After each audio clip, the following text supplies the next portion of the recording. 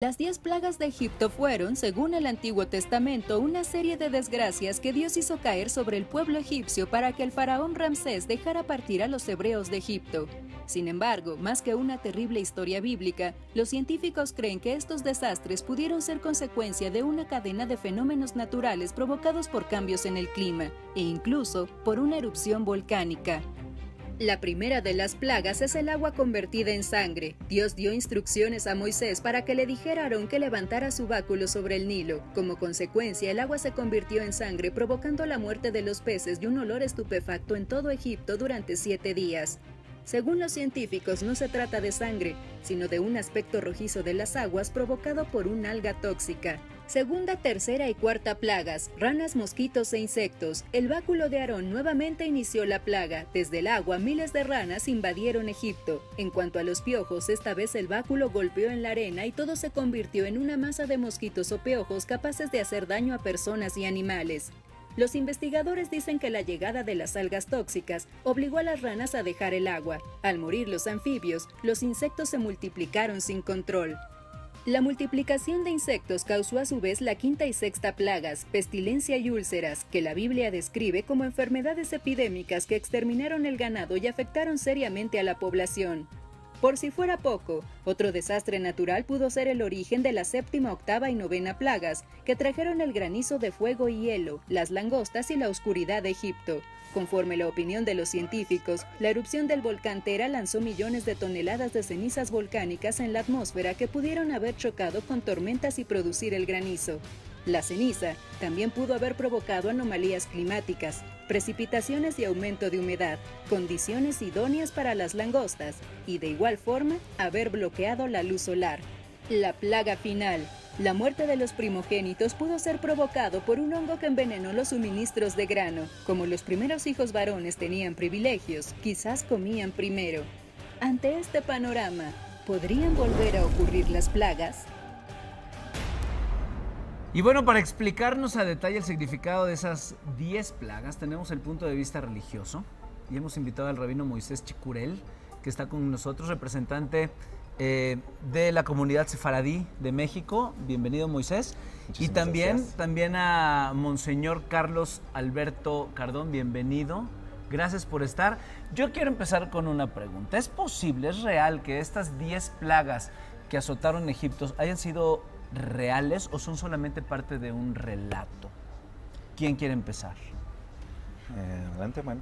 Como vimos recién en el video, es posible de que haya sido un tema de eventos naturales que puedan llevar a catástrofes que, entendidas desde el punto de vista de quien está viviéndolas, sí son cosas abrumadoras. Claro. Pero yo creo que la pregunta no va tanto a si es un asunto natural o si es un asunto sobrenatural. Va más bien a de por qué sucede en el momento en el que sucede, en el lugar. O sea, todo es un milagro. Realmente nosotros vivimos rodeados de milagros y los vemos todos los días. Por eso, al acostumbrarnos a esos milagros, dejamos de verlos como tal.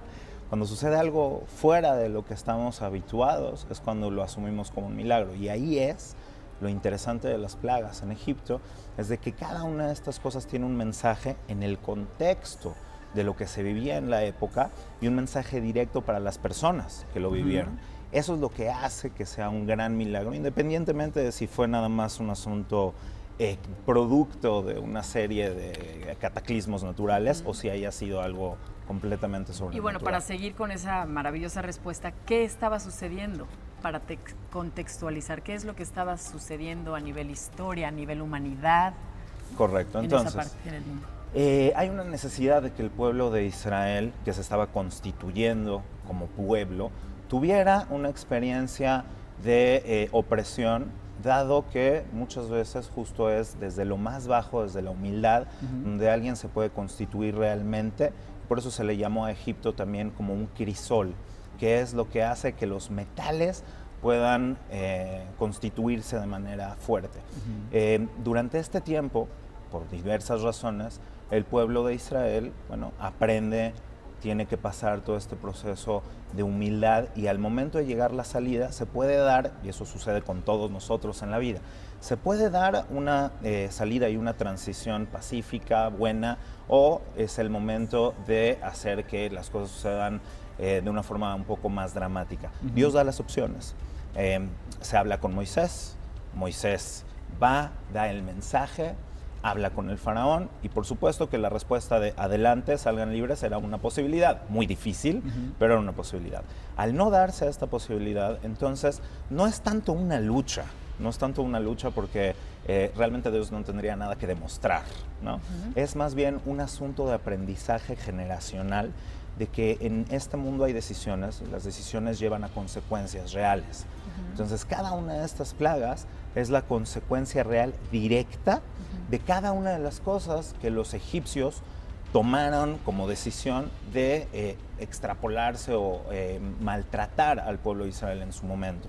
Entonces es un asunto de equilibrio. En el momento en el que los egipcios hubiesen tomado el aprendizaje y hubieran dicho, ok, nos equivocamos en ABC, vamos a hacer el cambio, no hubiera sido necesaria tanta fuerza o tanta negatividad, pero finalmente queda como un asunto educativo para nosotros, que las decisiones que vamos tomando en nuestra vida van haciendo que el mundo vaya o hacia la libertad o hacia la opresión y que eventualmente habrá una consecuencia positiva o negativa de ello. Creo lo mismo. Yo creo que el contexto del Éxodo nos permite entender, uno, era un pueblo que el faraón primero mandó matar a todos los niños. Dos, los esclavizó. Se cuenta que hacían sus grandes tumbas, por ejemplo, 2,000 personas, y después mataban a todos, ¿no? Después de terminar las tumbas, para que nadie supiera dónde estaban los tesoros. 3, Ramsés en concreto se creía Dios. Abu Simbel, este gran templo que la UNICEF movió del lugar para que no se perdiera, es testimonio de eso. Él se puso en medio de los dioses y decía que era Dios. Un hombre de un poder enorme, pero que se creía Dios. Un pueblo que tiene que emigrar, son temas muy actuales, gente que se cree Dios, que tiene un poder militar enorme, etc. Evidentemente, donde no se valora, no se respeta a los más pequeños, a los pobres, a los que sufren, siempre va a haber plagas. ¿Cuál es la plaga que estamos viviendo actualmente? Tenemos muchas, y tenemos muchos faraones hoy, ¿no? Hoy tenemos faraones que quieren correr a nuestros migrantes, por ejemplo, ¿no? Y la historia del Éxodo por eso es tan paradigmática, porque al ser la experiencia de un pueblo liberado por un Dios que ama, un Dios que escucha el clamor, que no es indiferente, manda un libertador, ¿no? Manda a Moisés para actuar en su nombre y poder a estas plagas, a estos signos de muerte, anunciar la vida de Dios. Entonces, sí hay muchas plagas, evidentemente. Desde la contaminación actual, consecuencia de nuestros actos, temas de migración tan grandes, violencia, etcétera. Un éxodo impresionante, hablando concretamente de nuestro país, gente saliendo de nuestras fronteras para buscar más oportunidades. Yo pregunto, hablábamos hace un momento de aprendizaje. ¿Hemos aprendido? ¿No hemos aprendido? ¿Estamos exactamente igual? Bueno, como respuesta a esta pregunta, hay un sociólogo judío que habla del tema, se llama Rafael Eisenberg. Él habla acerca de un aprendizaje empírico de la humanidad que realmente es cíclico, pero no cíclico en un solo plano, es más bien como espiral, es cíclico donde se va haciendo cada vez más refinado. Entonces, estudiando la historia de la humanidad nos damos cuenta de que vamos en estos procesos de aprendizaje, rebeldía, nuevamente aprendizaje. Rebeldía es un proceso natural, tanto individualmente en el ser humano, cuando vamos creciendo, vamos aprendiendo cosas y nuevamente vamos asumiendo retos y luego vamos rompiendo ciertas reglas porque necesitamos tener esa seguridad y la idea es de que tanto individualmente como humanamente vamos a ir creciendo hasta llegar a una conclusión de conciencia, de amplitud de conciencia. Entonces hoy en día, las plagas que tenemos hoy en día, bueno, ustedes habían sentido el calor como lo estamos sintiendo hoy en día, bueno, eso es una consecuencia directa, física, de lo que le estamos haciendo al mundo. No lo vemos como una plaga, lo vemos como, ok, bueno, prende el... Ok, es normal, ¿no? Hace calor, Exacto. es época de calor, Prende el aire acondicionado y ¿qué haces? Calientas más el mundo, Claro. ¿no?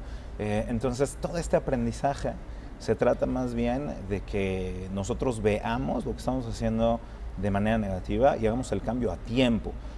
Una de las cosas más importantes en el judaísmo es de que los seres humanos realmente tenemos una responsabilidad.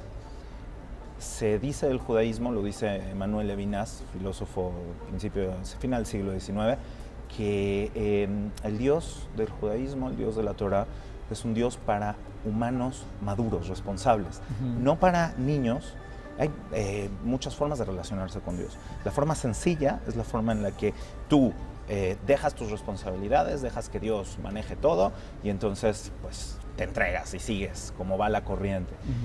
Lo que la Torá pretende del mundo y sobre todo a través de pasajes bíblicos como las 10 plagas es hacer que nos demos cuenta que sí hacemos una diferencia, que así hacemos un cambio y entonces impedir que toda ese cúmulo de malas decisiones haga que nuestro aprendizaje sea de esta manera cíclica en un sentido negativo. Más bien, ir estando siempre conectado con la historia para poder tomar las decisiones correctas hacia el futuro. Así, al final de este espiral, en la punta de la espiral, también las vueltas van a ser mucho más revolucionadas que hace 2000 o 3000 años, porque vamos con un cúmulo de aprendizaje enorme y por eso el mundo hoy en día está girando de una forma tan revolucionada. Que nos puede marear también. Exactamente, pero es porque ya tenemos mucha información también para tomar las decisiones y hacer los grandes cambios hoy en día. O sea, esta época es una época no menos bíblica que hace 3000 años.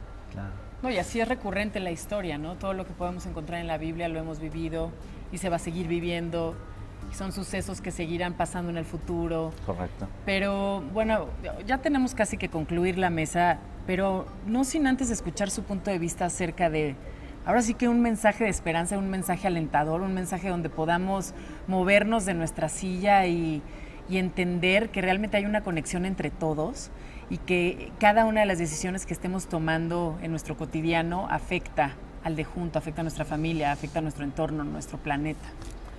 Toda esta experiencia surge de un hombre que es capaz de escuchar la voz de Dios que se le manifiesta, que es capaz de seguir la voz de su conciencia, que es capaz de enfrentar las cosas y de un modo pacífico. Es decir, él no llega con armas, no llega con el poder del faraón a pelear, sino con la palabra de Dios, una palabra que salva, una palabra que está preocupada por los demás, que dice, yo escucho el clamor. Y hay mucha gente que hoy sufre mucho. Tenemos que tener también nosotros la capacidad de escuchar el clamor de quien sufre y tener misericordia. La palabra clave en esta época es misericordia. Necesitamos aprender a escuchar al que sufre y que nuestro corazón se vuelque a actuar en favor de ellos, para que maduren, para que crezcan, pero tenemos que ser muy claros. Hay mucha gente sufriendo y que no las estamos escuchando, no las estamos viendo y que necesitan de la palabra de Dios, de nuestra acción, de nuestra solidaridad, del encuentro, de ayudarlos a crecer. Yo creo que la esperanza es cuando te despiertas en la mañana, te ves al espejo y dices, ¿qué voy a hacer hoy? No voy a dejar que otros lo hagan. ¿Qué voy a hacer hoy? Para que mi entorno, el mundo en el que vivo y todo lo que me rodea sea mejor. Asumir esa responsabilidad es la forma más real y práctica de darle esperanza al mundo actuando. Gracias. Cierto. Sale el sol, lunes a viernes, 8 a.m. Participa en Imagen Televisión.